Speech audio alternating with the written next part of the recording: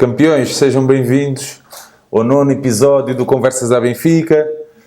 Já sabem como é, vão partilhando, subscrevendo o canal, ativem lá as notificações, está lá uma campainha ao lado, é só clicar na campainha. Agora também estamos disponíveis em podcast, já sabem, vão lá ao iTunes, façam o download, assinem o canal Conversas à Benfica e vão ouvindo aqui as nossas experiências. Hoje temos um programa um bocadinho mais calmo, sem aquela bagunça que foi o programa anterior, com um convidado mais seleto, não aquela bandalheira da semana passada, o meu amigo Pedro Batista Bastos. Pedro, como é que é? Vai à frente. Tudo bem, meu mano. Obrigadinho por teres vindo. Obrigado, eu. É sempre um prazer estar na tua companhia. O Pedro é uma pessoa que já me acompanha há algum tempo, partilha comigo uma das bancadas lá do estádio. Pedro, seja muito bem-vindo, meu querido. Obrigado. É mesmo um prazer estar na tua presença. És um comunicador nato e fazia falta uma pessoa deste calibre neste programa. Só tu é que dizes vida à credibilidade a isto. Pedro, o meu desbloqueador de conversa, basicamente, é sempre o mesmo, estás a ver? No entanto, hoje queria fazer tenho aqui uma ideia para começarmos de uma forma um bocadinho diferente. Nós tínhamos estado a falar há bocado em off. Eu tirei umas citações públicas do pai do Pedro e vamos começar já por aí, pela primeira citação, ok? Tranquilo. Pronto, Pedro. Então, tenho aqui, vamos fazer vamos tentar ligar as citações do pai ao Benfica e à atualidade. Tenho aqui a primeira que eu escolhi e é esta.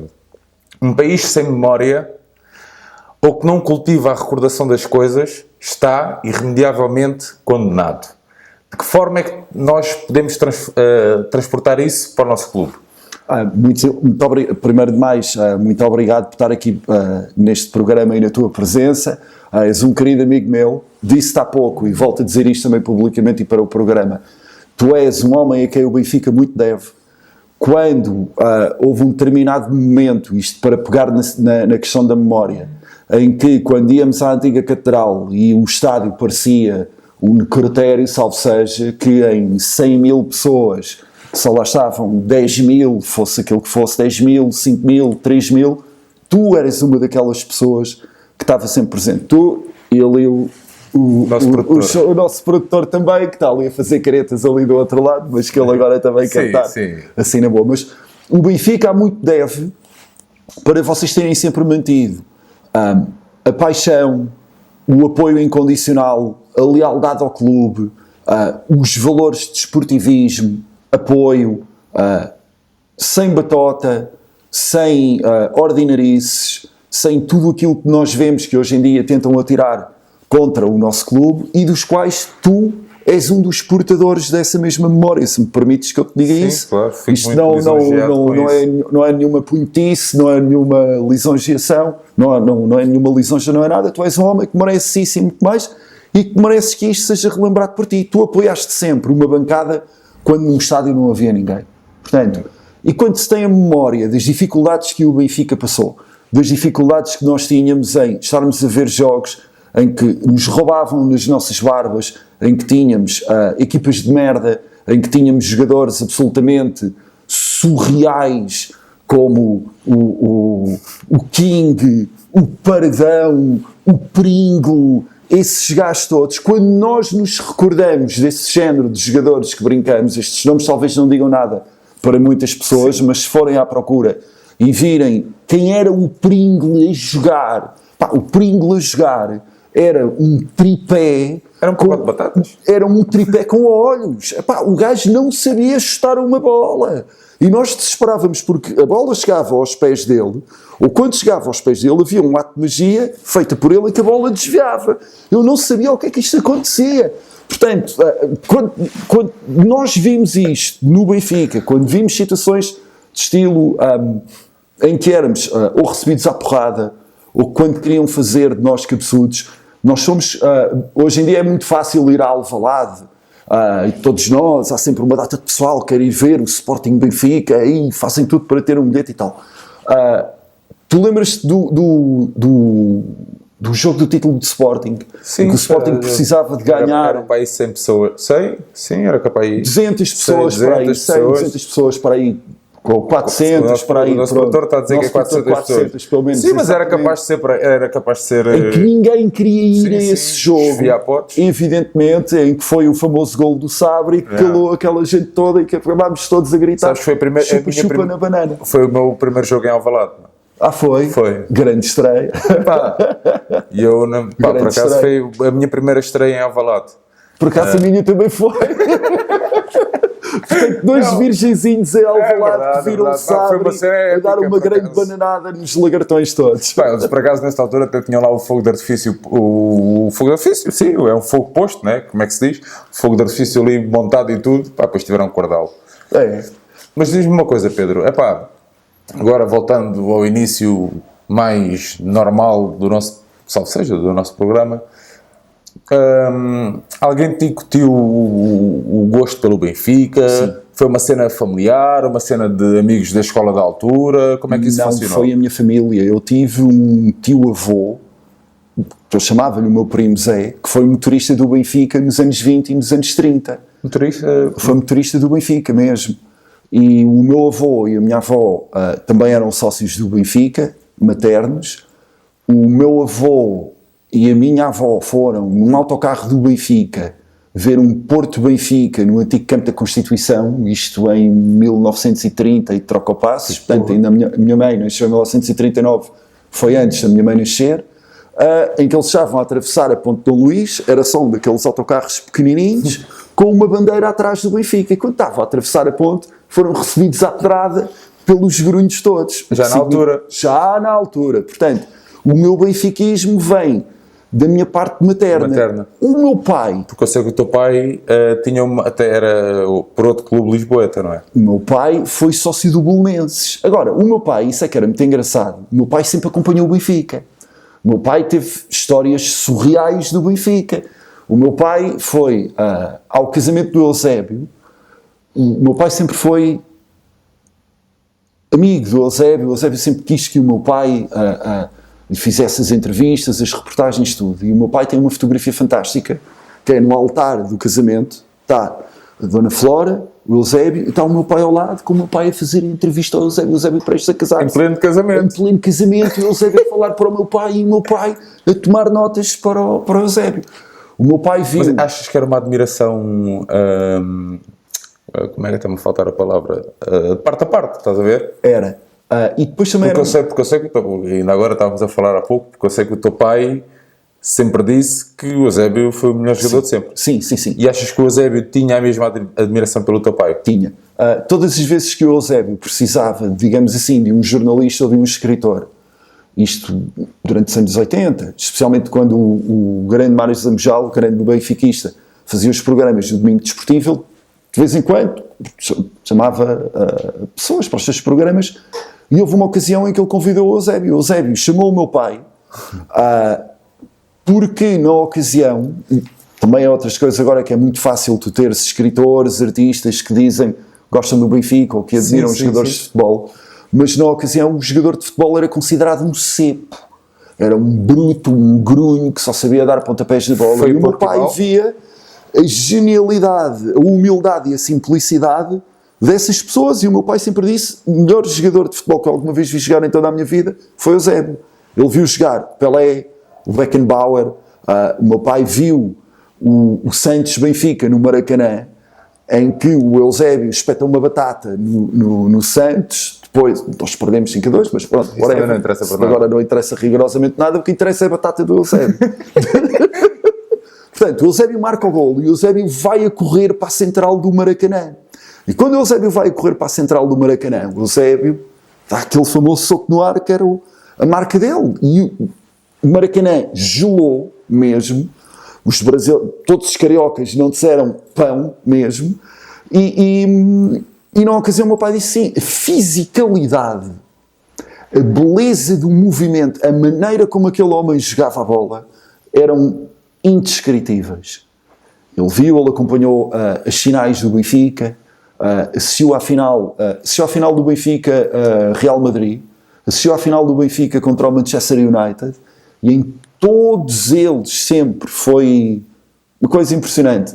Depois também houve outros jogadores do Benfica que o meu pai tinha em grande estima, o Zé Augusto, da gloriosa equipa dos anos 60, o Zébio, o Zé Augusto, Costa Pereira. Mas eles viam no teu pai um jornalista próximo, ou viam no teu pai mais que isso? Eles viam a única pessoa que dentro da intelectualidade portuguesa da altura queria conhecer e queria dar voz aos futebolistas, que era uma coisa que ninguém queria dar na ocasião. Mas eu não tenho ideia, pronto, não foi nos meus tempos, como é óbvio. Mas os jogadores estavam assim tão mal vistos? Sim. Era? Porque é muito fácil. Por exemplo, tu quando falas das questões dos valores que nós temos que levar para o clube, tu na bancada não tens preconceitos, certo? Portanto, quando tu vais para a bancada, tu tens desde o doutor ao marginal.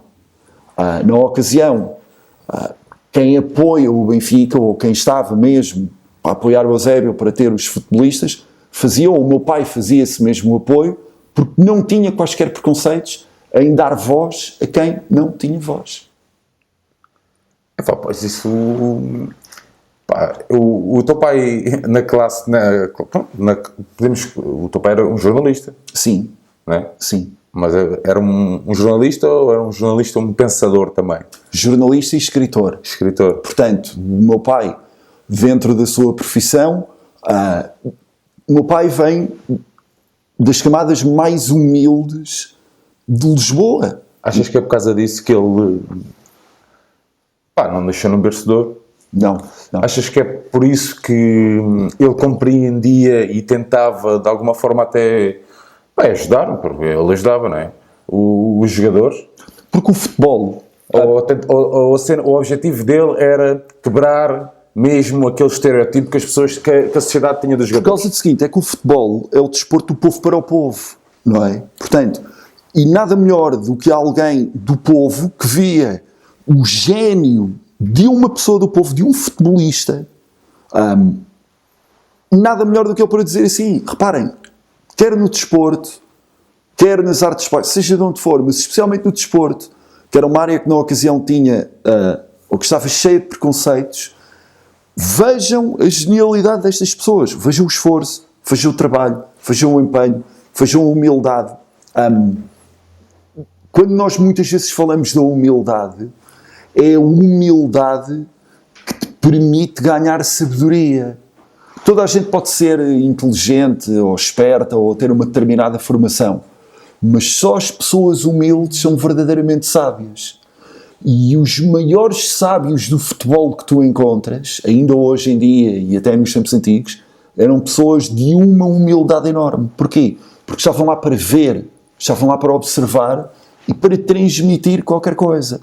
Aquilo que o meu pai procurou fazer com o Benfica foi transmitir a expressão da genialidade do nosso povo através do maior clube do mundo, sim, não é? Claro. Que é o Sporting Lisboa e Benfica. Ele acaba por ser um torcedor benfiquista, acaba por torcer pelo Benfica, evidentemente, que é outra coisa muito gira. Porque antigamente havia uma certa rivalidade com o Belenenses. Sim, não é? Sim, exatamente. E como é que ele lidava com isso? Na boa. Porque a rivalidade não implica a idiotice, não é? A rivalidade não implica a estupidez, não implica a obscenidade, não implica a alarvidade. E o que tu vês hoje em dia são as pessoas que são contra o Benfica ou que se querem assumir contra o Benfica e que demonstram uma agressividade, uma alarvidade e uma estupidez que eu não concebo. Achas que o Benfica, e eu tenho este conceito do Benfica, achas que o Benfica, por ser o clube do povo, é o clube mais odiado? Não, é o clube mais amado. É ao mesmo... Percebo o que tu queres dizer, mas ao mesmo tempo é também o clube porque com a maior intensidade de inveja. O povo é o povo quem mais ordena, exatamente. Mas nem sempre é assim. Nem sempre é assim. Estás a perceber onde é que... Percebo o que quer dizer, mas agora, se nós somos 6 milhões, se nós somos a maioria, certo? Portanto, nós somos uma maioria feita de amor, não é? Nós somos uma maioria feita de apoio, de admiração e até de uma outra coisa muito bonita que começamos a ter agora, que é, quando é preciso, nós apoiamos sempre o Benfica. Ainda tens aquele pessoal que é, ainda tens os assobiadores de bancada, ainda tens aqueles poetas do futebol ou aqueles intelectuais do futebol, que no fundo não são intelectuais de rigorosamente nada, são intelectuais de Scóvia, desculpem a expressão. Agora, o que é incrível é tu veres que quando o Benfica precisa de apoio, todo o apoio que é dado ao Benfica suplenta qualquer ódio, suplenta qualquer agressividade. A semana passada tivemos cá o David, agora estávamos a comentar isso, e ele deixou cá uma lembrança acerca, um documento da participação do avô dele na Operação Coração que o Benfica fez. Ou seja, já em 93 ou em 94, que foi essa a data da operação, os benfiquistas não viraram a cara à luta. Nunca. Numa outra forma, não na bancada, mas numa outra forma e num outro contexto, mas não viraram a cara à luta. Isso é a prova, estás a ver? E eu conheço muita gente que tinha muitas dificuldades, estás a ver, mesmo na altura, e que fez questão de ajudar. A minha cena, eu sei que o Benfica, a minha ideia, e às vezes posso não conseguir me explicar bem, a minha ideia é, o Benfica é o clube do povo, como eu estava-te a dizer, estás a ver? E eu sei que o povo, muitas das vezes, vamos pôr ali de parte, nós é que mandamos, os elitistas, estás a ver? Sim. A mim, sou uma minoria, mas eles é que mandam. Sim. Percebes? E a minha ideia, estás a ver, é sempre fazer esta conjugação que é, ok, tudo bem, vocês são os bem vestidos, vocês são os não sei quê, os boas famílias, e não sei quê. Não, mas nós, o povileiro, é que mandamos. E aquilo que estavas a dizer há bocado, e eu faço questão sempre de dizer isso, que é, o Benfica é o sítio onde as mais diversas classes sociais conseguem conviver. Unem-se num único valor chamado Benfica. E aquilo, é impressionante. Tu, quando estudas, ou quando aprendes a história de Portugal, tu aprendes... Produtora, arranja-me aí uma garrafinha de água, faz favor, que eu ainda estou seco da semana passada.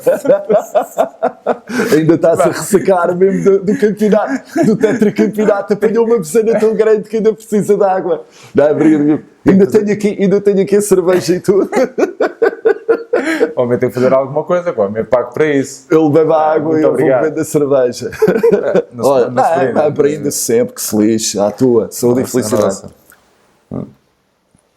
Olha, estava-te a dizer, tu quando estudas a história de Portugal, tu aprendes o que é ser português, tu aprendes as dificuldades que nós passámos para sermos independentes, para construirmos um império, certo? A história do Benfica é também uma metáfora da história de Portugal. Porquê? Quando nós estudamos a história do Benfica, nós estudamos as dificuldades que nós tivemos para sermos independentes, as dificuldades que tivemos para ir contra os nossos adversários externos, aquilo que nós fizemos para construir um império chamado Benfica, e depois também tens uma outra coisa, que é, tu quando estudas a história do Benfica, tu vês que o Benfica é o clube do povo para o povo, não é? E isto é uma coisa que os nossos rivais nunca conseguiram fazer, nem que eles quisessem, nem apelando a um suposto sentimento de superioridade social, nem apelando a uma suposta representatividade do norte de Portugal. Porque nenhuma ideia nem outra existem. Sim. Nem uns são os clubes das classes altas, nem o outro é o clube do norte de Portugal. Portanto, mas a única situação que é verdadeira é que o Benfica é o clube do povo para o povo, com tudo aquilo que tem de bom e que tem de mau. O que é que tem de mau? É que o Benfica é o clube mais maluco do mundo. Quando nós temos que alucinar, nós alucinamos à séria, não é? Portanto, nós fazemos as coisas mais surreais que ninguém está à espera. Punk Rock SLB. Fernando Chalano era do rock and roll. Pronto, isto são umas pistazinhas cá nossas, são os panos, mas pronto. Agora, o que é que o Benfica tem de melhor? Que é isto. Quando é preciso pensar o clube como deve ser, quando é preciso salvar o clube, quando é preciso... O Benfica faz este tetracampeonato de uma maneira, óbvio com um bocadinho de sorte, mas de uma maneira espantosa. Sim, mas com mérito. Com todo o mérito do clube. A sorte faz parte de... A estrelinha da sorte acompanha sempre os campeões. Faz, mas também com uma outra coisa que é muito importante.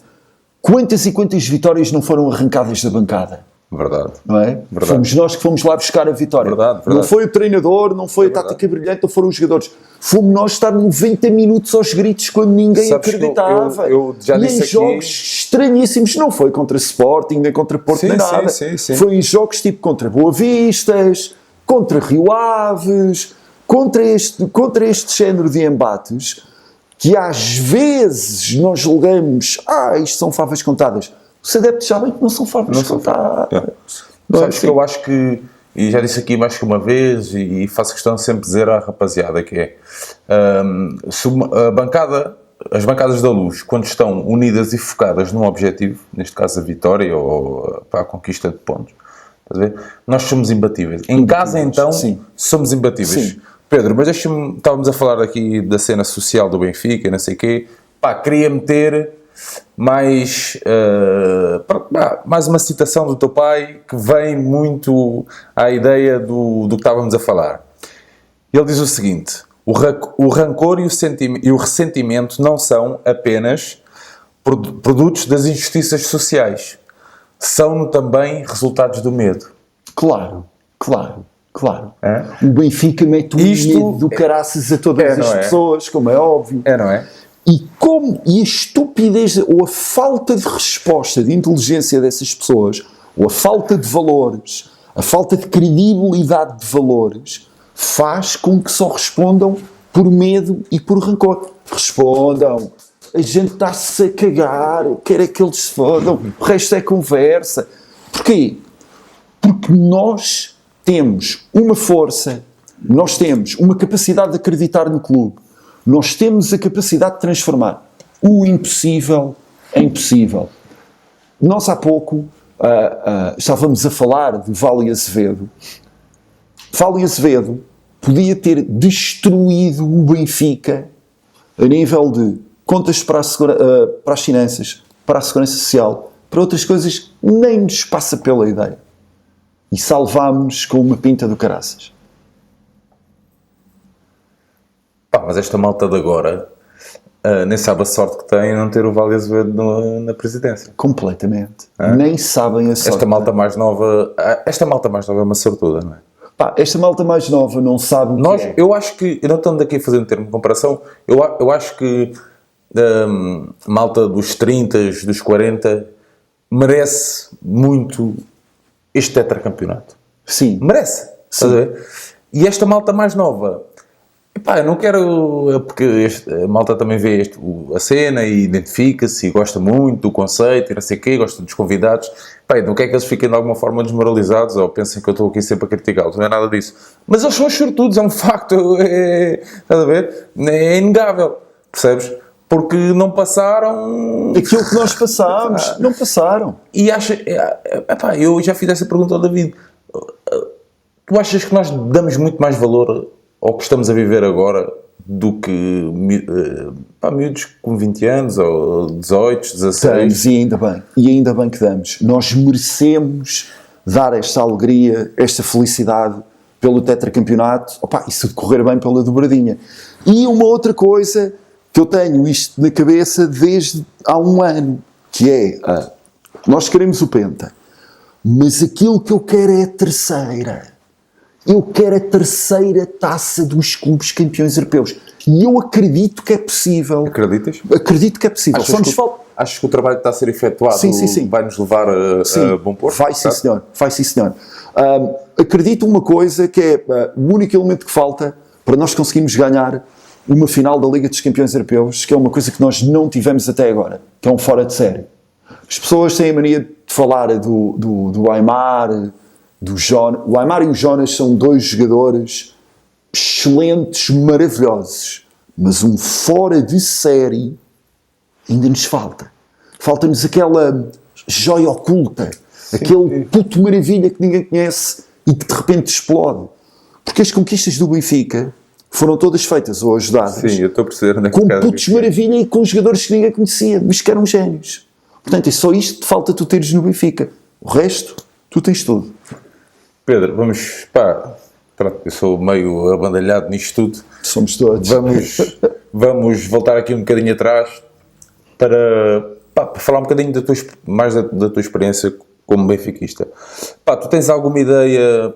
É com os teus avós maternos que tu vais a primeira vez ao estádio? Não? Tens alguma ideia não, dessa? Não, foi com amigos. Foi com amigos? Sempre com amigos. Tu lá Aliás, espera, minto. A primeira vez que eu vi um jogo do Benfica foi da final do Benfica Anderlecht, que foi o Carlos de Espinhão que arranjou bilhetes para o meu pai. Fartei-me de chorar. Mas pronto, foi maravilhoso. Epá, eu quando vi aquele gol do Shell, eu estava na central. O Carlos de Espinhão era um lendário jornalista do jornal A Bola, que era um adepto fascinante, tem crónicas maravilhosas sobre o Benfica. Era benfiquista? Benfiquista, não sei, estou a perguntar. Benfiquista mesmo, benfiquista. E o meu pai pediu ao cara, arranja aí uns bilhetes para os meus putos. Foi o meu irmão Miguel, foi o meu pai, foi com o Carlos de Espinhão, fomos para a central assistir ao jogo. Foi.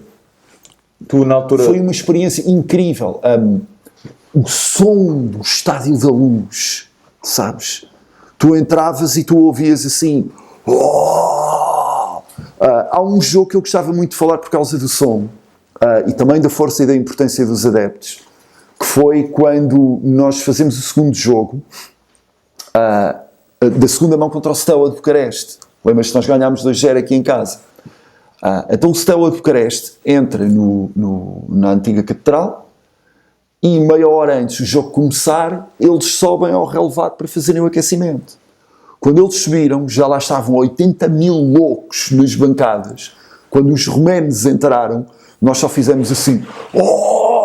Os romanos, os gajos borraram-se todos a olhar assim. O que é isto? Pensaram que era o Drácula. Que era o Drácula, que estava ali, que estava com 80 mil Dráculas ali nas bancadas. Foi uma barulheira enorme. Os gajos desceram e nós começámos só a fazer assim. Nas antigas bancadas, os gajos entraram no campo todos borrados mesmo. Eles entraram a perder. Entraram a perder. Eles entraram... Quem entra na Luz, conforme tu dizias e bem, com as bancadas unidas, com o objetivo de levar o Benfica à vitória, venha quem vier. Na Luz somos imbatíveis. Na Luz somos imbatíveis. Tu estudaste em Lisboa? A primária, o liceu? Fiz a primária em Alfama, na cantina escolar de São Miguel, o liceu, na Graça, no Liceu Gil Vicente. Na altura já havia muita malta que era benfiquista, não era? Como é que isso era? Sim, muito. Em a Alfama, malta não passava grande charuto à bola ou ligava? Não, ligavam todos. Alfama sempre foi um bairro completamente... Alfama é Benfica? Alfama é Benfica. Aliás, Alfama tem um clube que é Benfica ao máximo, que é o Sport Lisboa e Corvense, que é o Benfica na versão de Alfama. Quem não conhece, que vá a Alfama, que fica ao perto da Rua dos Corvos, vá ao Corvense, entre lá dentro, beba uma jolinha e veja o que é um clube popular de bairro inspirado no Benfica. É o Corvense, em Alfama. E ali perto vá à Típica, que é uma tasca completamente fanatizada pelo Benfica, que aquilo lá, até as tampas, as coisas de tirar as imperiais, até aquilo é vermelho e tudo. Olha, o Corvense, como é que isso funciona? Eles envolvem-se na cena das marchas? Não, isso é uma curiosidade minha, não tem nada a ver. Um clube que organiza as marchas, portanto, as marchas de Alfama fazem os seus ensaios no Centro Cultural Magalhães de Lima. Salvo erro, o clube que apoia... Eu não conheço muito bem o clube que apoia, não estou muito dentro disso. Sei que a marcha era uma junção de coletividades, assim, mas isso era só uma curiosidade minha. Era. Agora as marchas ganharam também um apoio muito próprio. E posso dizer que a marcha de Alfama é o Benfica das marchas, porque nós é que ganhamos as marchas todas e não há pão para malucos mesmo. É só marchar. É tudo a marchar. Alguma vez marchaste? Não, nunca marchei, mas já assisti. Mas já fizeste com que te marchassem? Mas fui apoiar o meu bairro, sempre, especialmente no antigo pavilhão dos desportos, em que nós tínhamos... Depois é muito giro. Nunca fizeste a rinha das marchas? Não, nunca Não. fiz. Não, mas gostava muito de ser um padrinho das marchas mesmo, ou de conhecer uma rainhazinha toda popozuda das marchas e que ela me segurasse no meu arquinho e tudo. Não vou dizer para ela me segurar nos balões, isso é um bocado ordinário. Isto é um programa seleto, conforme disse aqui o nosso convidado. Isto não podia ser sempre naquele nível. Mas olha, tu, entretanto, lá no liceu, já na altura, pronto, estavas-me a dizer que já havia malta que ligava a bola, não sei o quê. Sim. Tu com eles, depois começas a ir ao Os estádio, Diabos não? Vermelhos são fundados no Liceu Gil Vicente. Ah, pois. Pronto. Isso basta daí. Os Diabos Vermelhos são fundados no Liceu Gil Vicente e havia Por acaso não uma tinha. faixa lendária dos Diabos, que era a famosa faixa de Alfama, lembras? Sim. Estava lá na frente. Quando os Super Dragões apareciam com a faixa da Ribeira, que foi por nós tirada num confronto, por isso é que os Super Dragões nunca mais apareceram com a faixa a dizer Ribeira, nós mantivemos sempre a faixa a dizer Alfama. Que depois desapareceu, o núcleo de Alfama depois passou, porque houve malta que foi morar para fora, do bairro, mas existem umas ideias de voltar de novo com aquela lendária faixa. Pedro, como é que tu que viveste anos gloriosos no antigo estádio, não é? Como é que te sentiste a mudança depois para este estádio?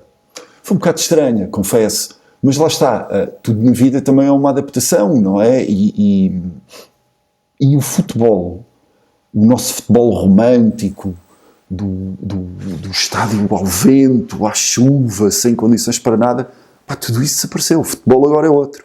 E quando o futebol começar a mudar definitivamente para a Ásia, quando Índias, Chinas, Coreias, quando esses países com milhares de milhões de pessoas começarem a entrar a sério no futebol, então isto vai ser uma outra situação da qual nós nem pensamos. A única resposta possível que temos é manter o nosso apoio, a nossa paixão, a nossa loucura, a nossa alegria e transmitirmos isto para os nossos filhos e para as nossas famílias. Só isso.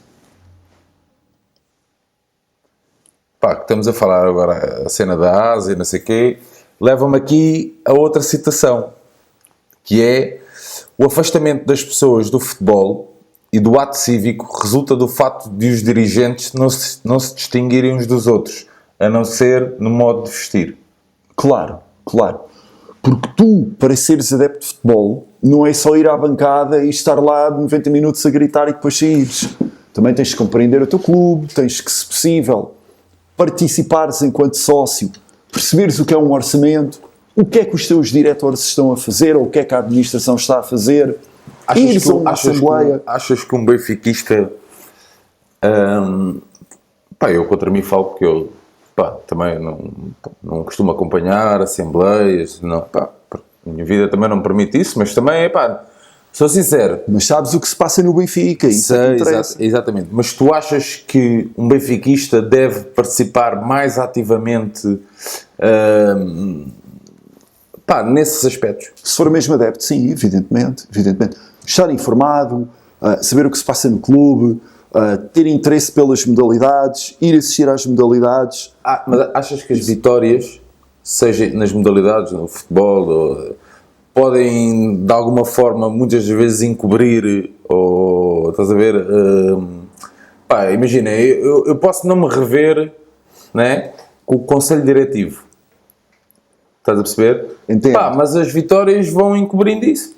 É a lei natural da vida. A vitória... Achas que desculpa, achas que se nós ganhássemos no tempo do Vale Azevedo ele tinha-se mantido lá mais tempo? Sim, tinha-se mantido. Agora, tarde ou cedo, conforme diz o povo, ninguém pode mentir a toda a gente todo o tempo, não é? Sim, verdade. Portanto, ele, tarde ou cedo, só se o terceiro segredo de Fátima fosse que o Vale Azevedo ia dar vitórias ao Benfica, era a única coisa. Agora não. Era impossível um homem como aqueles, com a sua personalidade, com o seu comportamento, com a ideia errada que ele tinha sobre o Benfica, que ele com isso pudesse dar vitórias ao Benfica. Mas também há uma outra coisa que eu queria dizer. Sabes que é o seguinte... Deixa-me só fazer isto para o meu... Espero que o meu patrão não vá ver isto, senão vou ter problemas. Isto a propósito da ideia errada, não sei o quê. Das vitórias, poderem branquear, às vezes as coisas. Eu tive uma colega que foi apanhada a roubar. E, entretanto, passado uns tempos, ela veio pedir uma carta de recomendação. O meu patrão. E o meu patrão comenta isso comigo. Disse: Sérgio, já viste? Esta fulana assim assado vem-me pedir a carta de recomendação. E eu digo: então, o que é que você mandou a dar uma curva? Disse: pá, não, eu vou passar. Se você vai passar, então, mas ela roubou. Ela roubou, mas ela é boa trabalhadora. O único problema dela é não pode mexer com o dinheiro. Mas ela é muito boa trabalhadora. Pois. Estás a ver? E passou a carta de recomendação. Estás a ver? E isto é a propósito da cena do Vale Azevedo, estás a ver? Que é, pá, se calhar o gajo até era benfiquista, só não podia mexer com o dinheiro, estás a ver? Completamente. Ele era um homem que... Ele era um homem fascinante, no pior sentido da palavra, porque ele é a antítese de tudo aquilo, ou de quase tudo aquilo, que um presidente de um clube é. Ele tinha uma capacidade de falar extraordinária, mas a capacidade de roubar suplantava a sua capacidade de falar. Pronto, era só isto. Este era o Vale Azevedo. Ele tinha estas duas capacidades extraordinárias, de falar e de roubar. Pronto. Há dirigentes que também roubam, mas há uns que sabem falar melhor do que roubar. E há outros que não sabem nem falar, nem sabem roubar. Pronto. É como tudo na vida. Conforme dizia uma figura do futebol, vocês sabem de quem é que eu estou a falar. Vocês sabem de quem é que eu estou a falar. Lançar aqui, isto também serve para lançar umas farpas. Epá, faz parte. Claro, evidentemente. Então, senão não tinha graça nenhuma. Evidentemente. E isto é que é a rivalidade. Eles atiram-nos bombas para nós e nós atiramos bombas de neutrões para cima deles. É tão simples quanto isto. Olha, Pedro, epá, estávamos a falar, parámos ali na cena da mudança do estádio e, epá, e a mim também o estádio antigo também me deixou alguma saudade. No entanto, é este estádio novo, estás a ver, que me está a dar as vitórias. Claro. As vitórias que eu não as vivi no outro estádio, estás a ver? Porque eu tenho 30 e poucos anos, sabes? É este estádio que me está a dar as conquistas, estás a ver? Pá, e eu também estou a ganhar por este estádio aquela estima, estás a ver? E aquele amor que eu já senti pelo outro, estás a ver? Quando nós vemos a história do Benfica, quantos campos é que nós tivemos? Imagina que tu de repente tinhas um adepto que tinha 140 anos de idade, por exemplo. Esse adepto tinha visto 5 estádios diferentes e se calhar o estádio que lhe daria mais gozo e que ele te recordaria com mais saudade foi o primeiro campo do Benfica. Sim. Provavelmente teria sido esse, não é? Agora, a vida continua. Esta é a nossa catedral, aquela é a nossa casa. E é assim. E é um estádio maravilhoso. Só deveria era ter 4 grandes águias nos campos, assim, nos topos. E uma coisa gira também, já agora, que era uma ideia bacana, que era, por exemplo, haver Podes dar ideias? Podes dar ideias? Posso dar ideias? Posso dar uma ideia? Eles veem sempre o programa.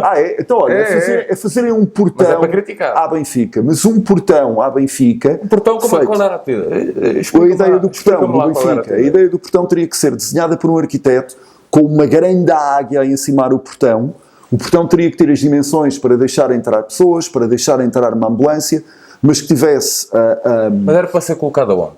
Para ser colocado onde? Ao lado das pinturas do Cosmo, diante das pinturas do Cosmo. Naquela entrada junto àquelas bilheteiras ali. Exatamente, onde estão as bilheteiras, aí é que era para ser colocado o portão. Aliás, essa zona está a ficar muito gira. Aquela estátua que foi lá colocada, daquela coisa toda da estátua do Cosmo Damião, que aquilo não é uma estátua, aquilo é um marcador da autostrada, não é? Com todo o respeito que a estátua merece. Pá, São Cosme Damião, perdoa-me, mas Cosme Damião merecia uma estátua muito melhor. Mas aquilo é uma estátua ou é um marcador da autostrada? Aquilo é... É que eu não sei, uma estátua para mim não é aquilo. Vamos lá ver, aquilo é a homenagem possível a Cosme Damião. Possível? Agora, possível. podia haver melhor. Podia haver melhor. E também, vocês sabem do que é que eu estou a falar. Sabes que eu acho que é isto.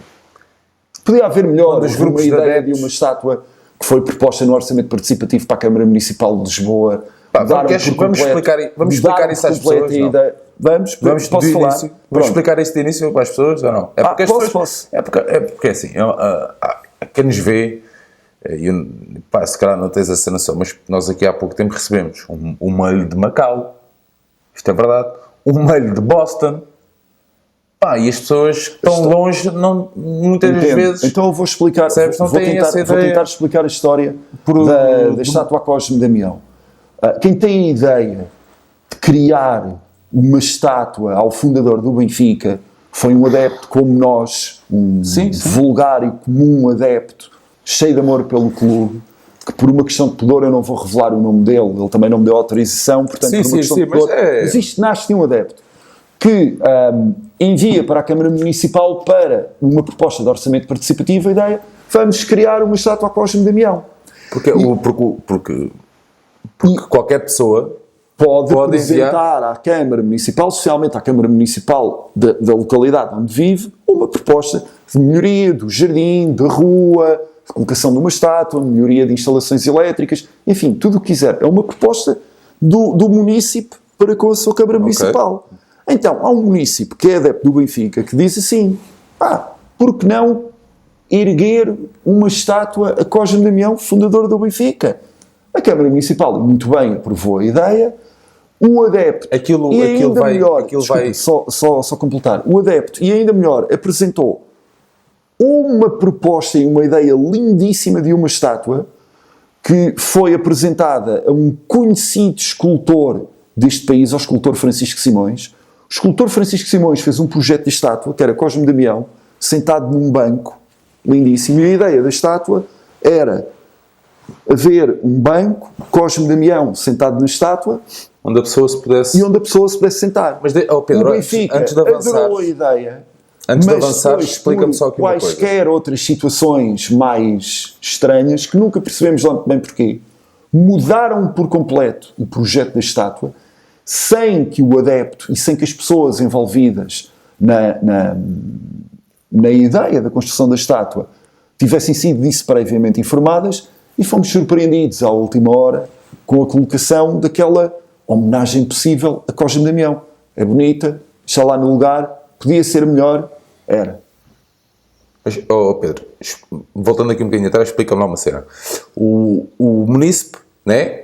Qualquer pessoa, por exemplo, nós estamos aqui no Barreiro, eu posso enviar uma proposta para a Câmara. Podes. Né? Pronto. E depois, neste caso específico, estás a ver, o munícipe envia a ideia e depois aquilo vai para um concurso, não é? É sujeito a uma votação interna da Câmara. Essa votação é efetuada pelos munícipes. A Câmara apresenta as várias ideias e diz: votem. Aquela que tiver o maior número de votos é aprovada. Todos os anos a Câmara disponibiliza uma parte do orçamento participativo para os munícipes. A ideia que for mais engraçada e que recolher maior número de votos, um pouco como ao Salvador Sobral no Festival da Eurovisão, o gajo foi lá cantar, votaram nele, o gajo ganhou. Pronto, foi a mesma coisa. Então explica-me uma cena. Quando o município avança com a ideia, tem que avança com a ideia só ou avança já com uma ideia? Olha, não, pode não avançar com a ideia e o projeto totalmente delineados. Sim. Ele avança com uma determinada ideia. Até depois a Câmara responde: olha, a sua ideia foi aprovada. Depois é o dever do município, esta que é a parte complicada, mediante o orçamento que eles disponibilizam, mediante a aprovação e o orçamento, desenvolver nestes limites a ideia. Exatamente. Okay. Portanto, imaginemos, a estátua então, para quem não sabe, isto não é uma ideia da Câmara, nem foi uma ideia do Benfica. Não, foi uma ideia de um adepto que foi votada pelos adeptos do Benfica todos. As pessoas não sabem isso. Podem pensar que foi o Medina que se levantou, lembrou-se e... Não. A Câmara, Câmara Municipal de Lisboa, muito bem, aprovou o projeto que foi aprovado. Porém, o único reparo que eu tenho aqui a colocar foi que, quando o projeto da estátua de Cosme Damião é aprovado, votado, faz-se a primeira reunião, dizemos que temos projeto da estátua, fotografia da estátua, que temos escultor, que ainda por cima que o orçamento que nós apresentámos para essa mesma estátua iria ser menor do que o valor do orçamento que nós tínhamos disponibilizado para a estátua. Durante uma série de tempo, isto ficou em águas de bacalhau.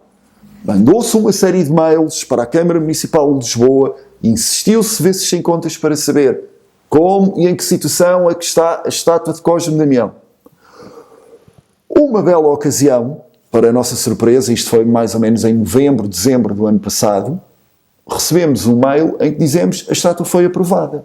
Portanto, venham cá num determinado dia, façam uma reunião e iremos ver a estátua, tudo bem, pá. Qual não é o nosso espanto? Eu não fui a essa reunião, estava para ir, não foi a essa reunião, foi um outro amigo nosso que depois, no final da reunião, me disse assim, nem queres saber o que é que foi que aconteceu? O que é que foi que aconteceu? A nossa ideia do projeto inicial da estátua foi todo desvirtuado, portanto já não era Cosme Damião sentado num banco. Isso também permitia a que sabes que isto vou dizer isto, isto permitia que o benfiquista conseguisse interagir diretamente com a estátua. E evidentemente. Isto para te dizer o quê? Porque eu estive em Inglaterra agora há pouco tempo e eu puxei essa conversa para te dizer isto. Eu estive em Inglaterra há pouco tempo e em Nottingham tem lá uma estátua em que tu podes dizer, chegas lá, tiras uma foto com o Bill, não sei o quê, estás a ver, estás ali, interages diretamente com a estátua. Claro. Entretanto, no domingo, fui ver um jogo do Notts County, e eles têm lá uma estátua. Não sei, eu acredito que a ideia não tenha sequer surgido daí. Mas a estátua que eles lá têm junto ao estádio é basicamente isso, meu. Claro. Que é uma coisa, adeptos, estás a ver? Chegam lá, do Notts County, estás a ver? Da outra equipa, chegam lá, é uma romaria ali para tirar fotos. Claro. Estás a ver? Aquilo parece o Museu da Cera. Estás a ver? Tens de estar ali à espera. Estás a ver? Tens de estar ali à espera. Como eu tive de estar à espera para tirar uma foto com o Robin Hood. Claro. Assim foi no Notts County. Pedro, eu nem quero... não quero criar aqui ser para a pessoa em questão que enviou a ideia, nem sei o quê. Mas como é que ele vê isto tudo, atualmente? Com muita tristeza. Vejamos, a ideia da estátua deveria ter ficado dentro do recinto do Benfica, portanto na zona do portão, um pouco aproximada junto da rua. Tivemos a total colaboração do Benfica para a colocação da estátua. Mas isto, eu não percebo nada disto, mas isto é uma cena da Câmara. Portanto, como a estátua era da Câmara, teria que ficar colocada em terrenos da Câmara. Okay. Tanto que se avançou até com a ideia para a estátua poder ficar junto do antigo campo das Amoreiras, onde o Benfica também teve um dos seus estádios. Só não foi para aí porque, como a estátua iria ser feita em bronze, e era de facto muito grande, a figura de Cosme iria ficar com 2,5 metros, 2,10 metros relativamente ao tamanho da estátua, a estátua ia ser vandalizada, quebrada, portanto... e nós julgávamos que a solução iria preservar a ideia sempre desse mesmo projeto e ficar num terreno camarada, nas imediações do estádio do Benfica. Qual não é a nossa surpresa? Quando, por motivos que nós desconhecemos, alteraram por completo o projeto inicial da estátua, toda a ideia que nós tínhamos, e colocaram aquela homenagem possível a Cosme Damião. Antes disso que nada, mas pronto. Enfim. Antes disso que nada, mas... Né? O Benfica, devia... nem sei, eu se queres que diga, não sei mesmo quem é que... achas que... Eu vou bater outra vez. Tu achas que a cena de meterem lá é para ficar com os louros daquilo? Alguém que quis lucrar com a colocação da estátua de Cosme Damião. Nitidamente. Isso leva-me aqui a outra citação do teu pai. podemos lançar. O autoritarismo, consequência do medo e da insegurança, cria os seus próprios medos e inseguranças. Naturalmente. De que forma é que a gente pode transportar para o Benfica isto? Por uma questão muito simples, que nós falamos sempre, é que o Benfica, essa frase pode ser elevada a dizer o Vieira é um autoritário e um Kim Il-sung do Pioril. Nada. O Vieira é o nosso presidente. Pá, tem coisas excelentes, tem coisas criticáveis, mas é isso que dá a figura do Vieira. Porém, relativamente ao Benfica, Benfica é maior que qualquer presidente, qualquer jogador, qualquer figura que esteja lá na sua história, porque o Benfica é eterno. Qualquer diretor de comunicação, qualquer diretor de marketing, qualquer funcionário... qualquer funcionário. Qualquer. Portanto, qualquer. Estás a ver a meter as mãos na cabeça? Em pânico, isto é um programa punk rock. Não, mas agora... Não, mas é verdade. Não, mas isto é verdade. Agora, há uma coisa que o Benfica é maior... O Benfica é maior que qualquer pessoa singular. Nada nem ninguém é maior do que o Benfica. Isto é uma frase que nós costumamos dizer e é Sim, é muito verdade. Nada nem ninguém é maior que o Benfica. Agora, felizmente o Benfica tem uma capacidade de... Dá-me só um minuto, não te percas no raciocínio. Produtor, dá para arranjar aí 2 minizinhas e metem uns termossos aí num prato, faz favor. Tá aí, os pratos estão aí. E as strippers que também estão lá fora. Estão lá as strippers também que vão entrar assim a dançar. Mas conclui o teu raciocínio. Bom, a questão é que todas as colagens de autoritarismo ao Vieira caem. Porquê? Porque o Vieira teve que lidar, quando chegou ao Benfica, contra forças que essas sim é que foram as autoritárias, as ditatoriais, as persecutórias. Nós não nos podemos esquecer do que era o Benfica, quando o Benfica, enfim, era prejudicado numa série de outras situações, era gozado por dirigentes de outros clubes que assumiam posturas ditatoriais, autoritárias e de medo. Não nos esqueçamos disto. E o Vieira teve que lutar contra isto. Obrigadinho. Obrigadinho, meu amigo. O nosso produtor, Ale.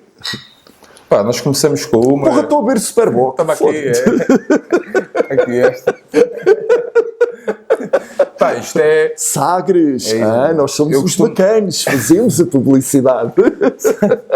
Pá, eu costumo dizer à malta que é o que tiver mais barato é o que eu compro. Claro. Claro. Mas às vezes o barato pode sair caro. Daí a cultura de exigência do Benfica, não é? E lá estamos nós. Por exemplo, se tivermos de comparar o Vieira... O prato está aí por baixo do rolo de papel. Pá, eu não vou comer termoço, estou na boa. Não, mas como eu. Ele come. Tira com a mão, pá. Mas é preciso ir aí tirar os termossos. Não. Está bem. Podemos falar... Conclui o raciocínio.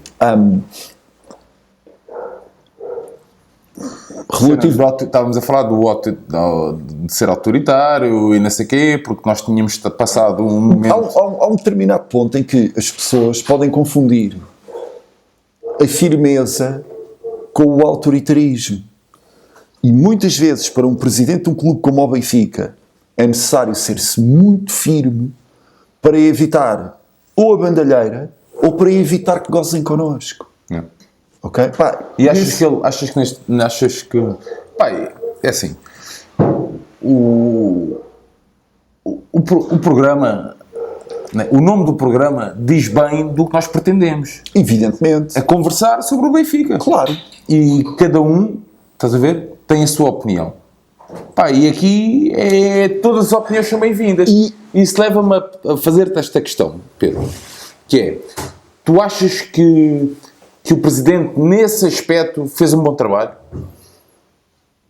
Por causa da cena do autoritarismo e não sei o quê? Fez. Agora... Quebrou ali um bocadinho o mito de ei, calma aí, que nós somos o Benfica e vocês têm que amansar aí os cavalos. Completamente. Agora, a defesa pública do Benfica não implica Também. Obrigado. É preciso agradecer a alguma empresa, os termossos? Não? Foi mesmo, fomos nós que comprámos, Termossos Benfica. Obrigado, obrigado. Ora, a defesa pública do Benfica não pode implicar ou acarretar o autoritarismo, o medo, a estupidez e até a arrogância. Porque há aqui uma coisa que nenhum adepto do Benfica pode ser. Nenhum adepto do Benfica tem o direito a ser arrogante. Nós temos que conquistar pentas, hexas, terceiras, quartas campeãs europeias. Ninguém tem o direito de ser arrogante por causa disso. Podemos ser felizes, podemos ser exagerados, podemos ser muito malucos, mas arrogantes nunca. Arrogantes é com os outros. Os valores do Benfica, as palavras de Mário Wilson, que são tantas e tantas vezes faladas em loop, as entrevistas de Zé Augusto, as entrevistas aos bicampeões, aos nossos velhinhos, ao Ângelo, ao Mário João, que são pessoas de uma humildade e de uma sabedoria incríveis. Eu vou pegar de novo nesta ideia. Humildade e sabedoria são os valores essenciais do Benfica. Humildade para não seres arrogante, sabedoria para conquistares as vitórias. Só isto. Achas que... Pá, isso é... isto é bonito. Não, mas isso é, são 2 pontos... Obrigado, vota em mim. Vieira fica com medo de que está a nascer a candidatura presidencial. Não, é mentira, só vocês são malucos. Nunca na vida, nem drogado ia ser presidente.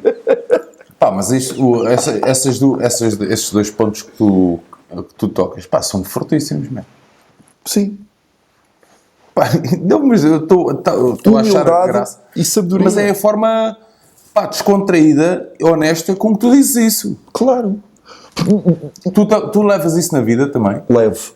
O Benfica, para mim, é um constante ensinamento de vida. Eu sou advogado de profissão. A paixão que eu tenho pelo Benfica é a paixão que eu entrego também para os meus casos.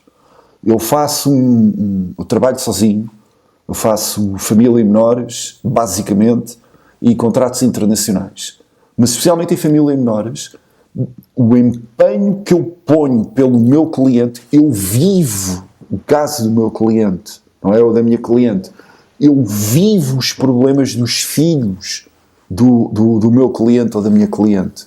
Portanto, isto só se consegue quando tu aprendes a viver com paixão. Porque, pegando um bocadinho no raciocínio que estavas a ter, nós temos tentado trazer aqui ao programa várias visões. Não é vários tipos de benfiquistas, mas não é? E é, estás a ver? Várias opiniões, porque o Benfica é um bocadinho isso, estás a ver? E quando nós dizemos naquele tom um pouco irónico que é um talk show sem tabus, sem filtros, é na brincadeira, mas não é isto. É o que é. E aquilo que nós estamos a falar pode ser chocante para certas pessoas, mas é a verdade. E só a verdade muda as coisas, não é? Não estamos a ofender ninguém, não estamos a prejudicar ninguém, estamos a ter conversas à Benfica. Isto não são conversas à Porto nem à Sporting. Isto são conversas à Benfica. Quando o Benfica foi à final com o Anderlecht, há um grande jornalista chamado Neves de Sousa que na página do Diário de Notícias pôs uma manchete com uma frase que eu levo para toda a vida, que foi no dia da final, que era assim: um país chamado Benfica. Que é uma frase do caralho. É uma frase de caralho. Um país chamado país chamado Benfica. É um desarrancanço isto. É um desarrancanço. Portanto, dentro deste país chamado Benfica, tu tens as mais diversas opiniões, não é? E nós falamos em liberdade porque somos portugueses que dizem aquilo que são. Nós, enquanto povo, sempre dissemos junto dos nossos reis, junto dos outros povos, junto das outras culturas, em liberdade, aquilo que somos, sentimos e pensamos. Podemos estar errado, mas dizemos. E aquilo que nós estamos aqui a falar, que pode ter o seu quê de certo, quem sabe, não será um abre-olhos para o Benfica. Porque pode haver muita gente que tem vontade de dizer aquilo que nós estamos a dizer aqui, que não pode estar a falar dentro do Benfica, ou que não pode estar a falar de Livramento, por quaisquer medos ou constrangimentos, ou seja lá aquilo que for. Epá, nós falamos. E isto até pode ser útil para o Benfica. Eu tenho uma opinião muito própria. Estás a ver? Pá, e defendo um bocadinho isso, que é, pá, nós temos que ter opinião, ser livres, pensadores, honestos, independentes, pá, e não podemos estar... pá, a mim choca-me. Que em 2017, estás a ver? Pá, a malta ainda tenha receio, pá, de dar opinião. Não pode. Pá, estamos em 2017, estás a ver? Eu vou dar-te um outro exemplo. Força. Tu lembras-te aqui há umas semanas, quando num outro clube, um outro grupo de adeptos decidiu criticar a direção. E há um chefe de um outro grupo de adeptos que diz assim: eu vou bater nas pessoas que livremente quiseram criticar a minha direção. Isto não é o Benfica. Isto não é o Benfica. Sim. Não somos nenhuns meninos, não somos nenhuns rufiões. Ok? Ora, se nós somos adeptos, nós dizemos aquilo que nós pensamos. E aquilo que temos estado aqui a falar, especialmente desta questão, ou da estátua, das situações internas do Benfica, epá, é aquilo que se calhar há muitas pessoas que dizem estas mesmas situações, que são verdade, ok, que são a nossa opinião, mas que por uma maneira ou por outra, nós só somos os transmissores dessas opiniões que algumas pessoas não têm a capacidade ou a possibilidade de poderem dizer. E com isto nós achamos o Benfica. O Benfica nunca foi construído com medo. Imagina que de repente Vieira estava aqui, entrava e ouvia esta conversa. Pá, o Vieira, se calhar até nos agradecia. Podia-nos insultar. Mas depois até nos agradecia. Porquê? Porque tu estás a dizer a verdade. Porque tu estás a dizer a verdade. E enquanto tu disseres a verdade, enquanto tu mantiveres este programa, o Benfica em que sempre tem que ser verdade. Diz, sim, o Benfica tem sempre de ser a verdade. Enquanto o Benfica for a verdade, o Benfica faz tudo. O Benfica vence tudo, o Benfica leva tudo à frente. Só. E de que forma é que nós podemos... pá, e tu que és um comunicador nato, pá, tu tens a preocupação... Imagina, tu tens... Pá, pronto, o teu pai era uma figura pública, né? Com uma exposição mediática elevada, né? É assim que, pá, é assim que se pode dizer. Se alguém te abordasse na rua, pá, esta malta mais nova, tu tens essa preocupação de, pá, transmitir valores benfiquistas, preocupas-te com isso? Ou... Sim. Ou é só aquele... Sim. Não é só aquela pose vaidosa. Não, nada disso. Conforme nós falámos há pouco, Sim. lá dentro somos todos iguais. Portanto, agora, como somos um bocadinho mais velhos e passámos por uma série de experiências que nos deram outra sabedoria, a nós só nos deram um facho. Nós temos o facho na mão. Vamos passá-lo para outros também. É este facho que nos deram dos velhotes, das histórias antigas, daquilo que é ser Benfica, que é sentir o Benfica, é tu teres isto na mão e passares para a malta mais nova, que se calhar pode entrar ou julga que ser adepto de futebol é rever-se nos comportamentos de ódio, de ordinarice, de violência, de arrogância. Não, senhor, não é nada disso. Poderão dizer-nos assim: mas vocês, os adeptos do Benfica, matam pessoas, vocês mataram, atiraram very lights, essa bedagada toda.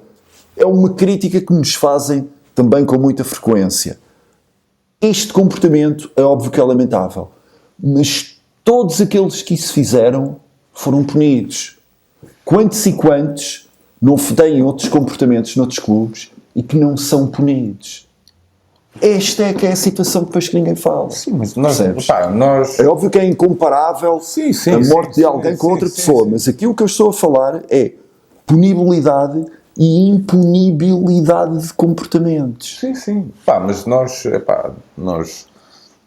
estamos aqui e é isso que eu tento transmitir, estás a ver? É tentar elevar, estás a ver? E ajudar a que a malta que nos vê, estás a ver? porque a maior parte da malta que nos vê é malta nova.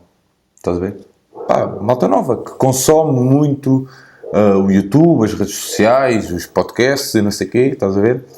Pá, e a minha intenção é tentar ajudar esta malta nova, estás a perceber? A apreender um bocadinho mais de Benfica, estás a ver?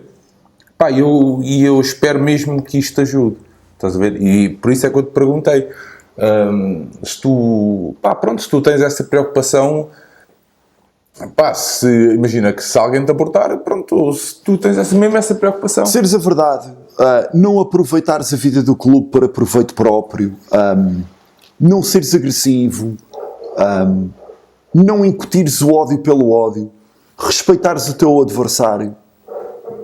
Somos leais, mas no campo é para ganhar. Somos leais, mas no campo é para ganhar. Essa que é essa. Portanto, e tu com 4, 5 frases, ou com 4, 5 ideias, tu transmites toda uma sabedoria de vida. É isto. E os putos podem comportar-se na vida, quando querem um exemplo, pá, eu não sou exemplo para ninguém, só posso dizer umas ideias, eu erro, digo disparates, digo palavrões, estou aqui a beber, a dizer caralhadas, todas essas coisas todas, mas se há uma coisa que eu tenho de transmitir, são estas ideias. É verdade, seres digno, não prejudicares o outro, apoiares sempre o teu clube, nas boas e más horas sem que isso, ou sejas sectário, ou sejas ceguinho, isto é o que interessa.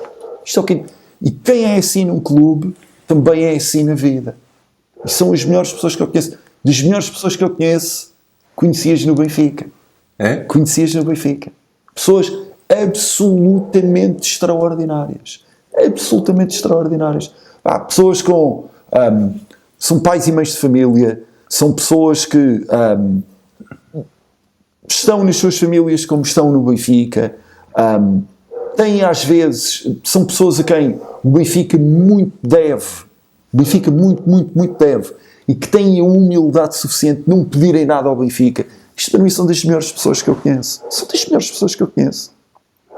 Pá, o Benfica é mesmo, como nós, é mesmo do caralho. O Benfica é do caralho. Pá, já que estamos a falar de situações ao nível das neirentas, diz-me lá uma coisa. Aqui há tempos vi uma foto, que o Pedro, um amigo em comum, meteu numa das redes sociais, que era uma foto vossa no Meco. Sim, exatamente. E já que estamos a falar de... Pronto, caralho... Não estávamos nus. Não. Eu e o Roçadas não estávamos nus. Não. Mas tens alguma história desse dia, não? Para contar? Estava eu e o Roçadas estava com a camisa do Benfica, eu estava com a t-shirt dos Diabos, estávamos a embebedar no Meco, e de repente vimos o Dyer, que jogava no Sporting, e pronto, e desportivamente fomos saudar o Dyer de uma maneira um bocado ruidosa, passo de passagem. O Dyer ficou um bocado assustado connosco porque viu dois malucos a chegar só para dele, mas naquela, não, nós estávamos vestidos mesmo. Mas ele é que estava nu. Não, o Dyer também estava vestido, não entramos nessa parte da pornografia. Mas a namorada do Dyer era muito boa mesmo, era tão boa a namorada do Dyer. Era mesmo, como é que eu ia dizer? Pois era. Era um petisco. Era um petisco à Benfica. Podia ser servido até no bar do peixe. Completamente. Marinadinha com limão. Petisco à Benfica. Pronto, mas o Dyer foi um bacana. Lá está, essas coisas giras. Olha, Pedro, tu tens... nós agora estávamos aqui a falar em off. De uma história que tu tens para contar acerca de uma viagem que tu fizeste a viagem. Exatamente, da final em Turim com o Benfica. Queres partilhar aí com os campeões? Isto é uma história que demonstra, para mim, a maravilha que é a união entre os adeptos do Benfica. Eu fiz a viagem, juntamente com um grupo de amigos e de amigas, para apanharmos o avião em Madrid, descíamos na Alemanha, em primeiro lugar, descíamos em Frankfurt, Munique, já não me recordo lá muito bem, e depois fazia-se o transbordo para Milão. Nós apanhámos tínhamos uma carrinha. Lisboa, Madrid, Madrid, Alemanha. Madrid, Alemanha de avião e Alemanha, Itália, para depois assistirmos à final do Benfica contra o Sevilha. Portanto, a famosa final de Turim, em que o Jorge Jesus, numa das suas tiradas de gênio, manda avançar o Maxi para extremo e põe o André Almeida, deixando o Ivan Cavaleiro no banco, após o Soleimani ter levado aquela patada, toda a gente a insultar o Jesus, mas enfim, o Jorge Jesus, as pessoas têm a mania todas de falar do Jorge Jesus, que é um excelente treinador. O Jorge Jesus tirou-nos mais do que nos deu. Jesus tirou-nos mais do que nos deu. Mas felizmente temos lá um treinador que nos dá a dar mais do que aquilo que nós eventualmente lhe poderíamos pedir. Portanto, Rui Vitória, Verdade. Fica, dá-nos ainda, a terceira se for possível. Eu acho que ele ainda não é amado pelo estádio. Ainda não é muito amado pelo estádio, mas sabes que o amor também leva tempo. As paixões são imediatas e acabam logo. És assim na tua vida, pessoal? Sou sim senhor. Sou sim senhor. Demoras tempo a dar amor? Demoro. Demoro tempo a dar amor. Então não és precoce? Dar amor. Não. Mas queres voltar à conversa, à história de Turim? Mas como antes é que isto volta a descambar? Falar da precocidade e a dizer outra coisa, mas pronto. Voltemos então a Turim. Então, toda a gente estava a viajar dentro da carrinha para Madrid, estamos parados de rir e tal, e não sei o quê, estava o grande Marinho Pinto Queiroz, Marinho Parmalat a conduzir, pega na carrinha, faz 6 horas de esticão até Madrid, não tinha dormido nada na noite anterior, tinha estado a trabalhar, saiu do trabalho, tomou banho, fez a mala, pôs na carrinha, ala para Madrid. Quando chegámos a Madrid, tínhamos os bilhetes de avião, toda a gente dá os seus cartões de cidadão para poder embarcar, e de repente o meu cartão de cidadão estava caducado. E eu, o meu cartão de cidadão estava caducado. Eu, você não pode embarcar. Diz-me o castelhano do outro lado, eu entro em paranoia, você não posso quê? Repara, eu tenho aqui o meu cartão dei-lhes outros cartões de identificação, carta de condução, cartão profissional, tudo, nada. O gajo só queria o meu cartão de cidadão. E eu, estranhamente, foi a primeira viagem que eu fiz sem o meu passaporte. Uma perfeita estupidez. Fui um estúpido do pior. Mas naquela ocasião, ele vira-se para mim e disse assim, você não pode viajar. Eu vejo a minha vida toda a andar para trás e não ia ver a final a Turim. E foi o grande Vivaldo Martins, quem lança o alerta no código, Vivaldo, quero ter filhos teus, eu vou-te fazer os filhos a ti. O Vivaldo lança o alerta, um grupo de malta amiga, coordenou tudo para que pudessem ir à minha casa, buscar o passaporte, entregar-me o passaporte em Madrid, malta que ia viajar que ia também para Madrid. Exatamente. Só que quando eles lá chegassem, eu não ia ter o bilhete de avião. O que é que eu tentei fazer? Fui ao Consulado de Portugal para que me tentassem passar um documento imediato, na hora, um documento de identificação, para que eu pudesse viajar. O Consulado de Portugal amavelmente disse que não passava rigorosamente nada. Voltei ao aeroporto, toda a gente a falar e a dizer, calma que nós já temos a solução. Fomos à casa dos seus pais, temos o passaporte, tu só precisas de um bilhete de avião. Então, quando me disseram que tinha o passaporte na mão, eu só descansei quando vejo a malta a chegar ao aeroporto de Madrid, que foi o grande Cantona, amo-te e quero ter filhos teus, vou-te fazer filhos, Cantona também. Deram-me o passaporte, comprei o bilhete de avião, mas esta feita já não foi para a Alemanha, fui para a Suíça. Depois de Suíça, dormimos em casa do grande Pedro Matias. Pedro Matias, não te amo, mas não te amo, como é óbvio também, o meu eterno respeito, sempre, chefe de EV da Suíça. E depois foste com ele de carro. Depois, no dia seguinte, eu, o Tiago e o Pedro, fomos todos de carro, atravessámos, foi das melhores viagens da minha vida. Atravessámos os Alpes, atravessámos o Vale do Pó, E nunca mais me hei de esquecer, quando estávamos a atravessar o Vale do Pó, nós saímos dos Alpes, que é uma viagem incrível dentro daqueles túneis, com aquelas aldeiazinhas que nós vemos lá no fundo dos vales, a neve, o sol dos Alpes, completamente diferente, e o Pedro estava com uma dúvida existencial relativamente à sua namorada. E ele tinha uma namorada que o estava a tratar mal, ele não sabia se havia de ficar com ela, se não havia de ficar, seja lá aquilo que for.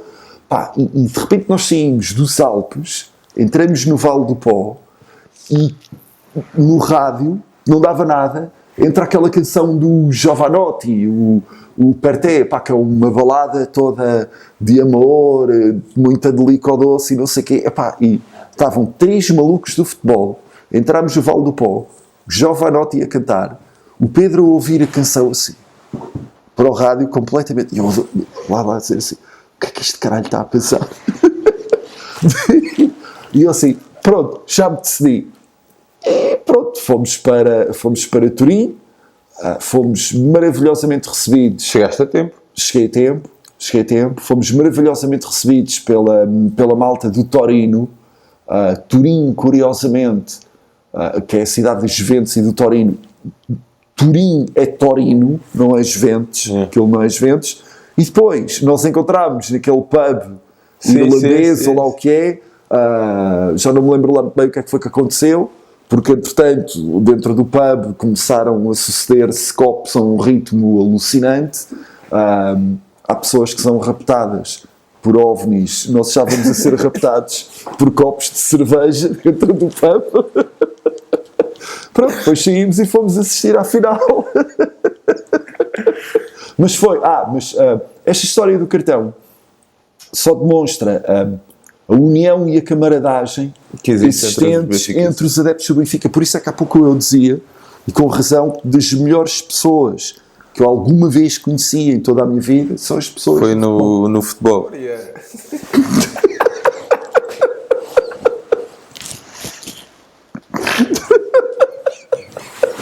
Tem mais alguma peripécia a ver um jogo do Benfica? Várias, mas há uma que eu destaco pela sua... Eu posso dizer, olha, estavas com a estimada advogada Proença de Carvalho. Doutor Eduardo Proença de Carvalho, com o Dr. João Espanha, grande fiscalista, e com o João Gil, guitarrista do Estrovante, grandíssimo benfiquista também. Ai, Timor.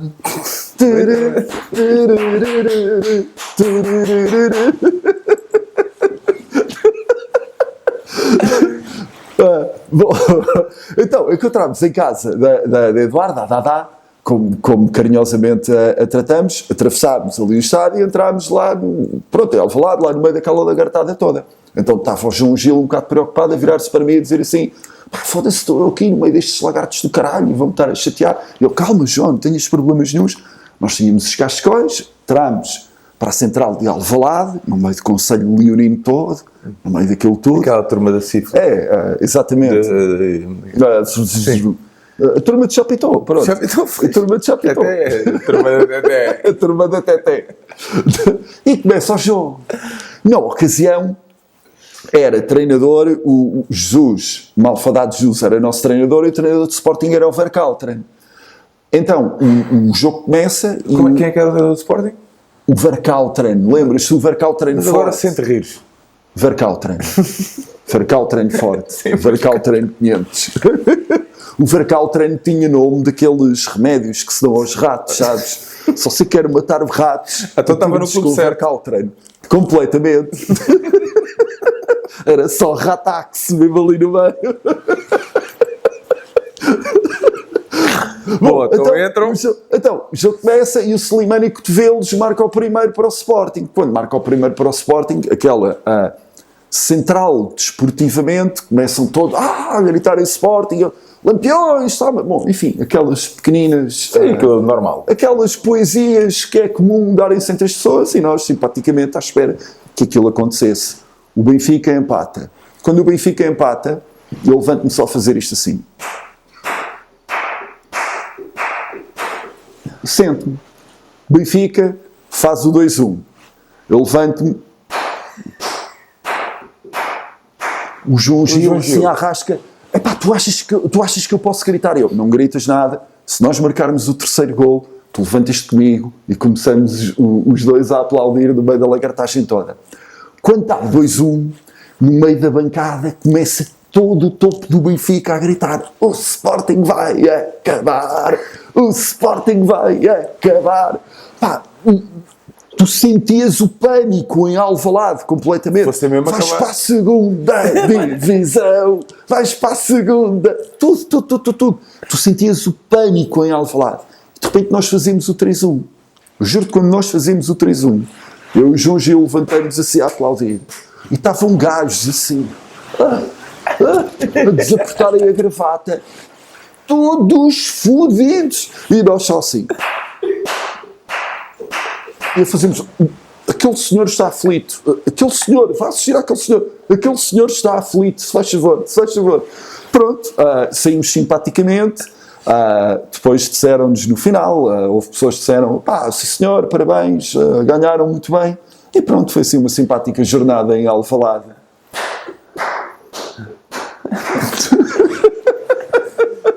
Pedro, estamos a chegar aqui ao final dos nossos 40 minutos. Disponibilizámos mais de 10 minutos que a semana anterior, que a semana passada. E queria acabar aqui o programa com a última citação do teu pai, que acho que é das mais felizes que eu tive a oportunidade de ler. E a citação diz o seguinte: ser livre é muito difícil.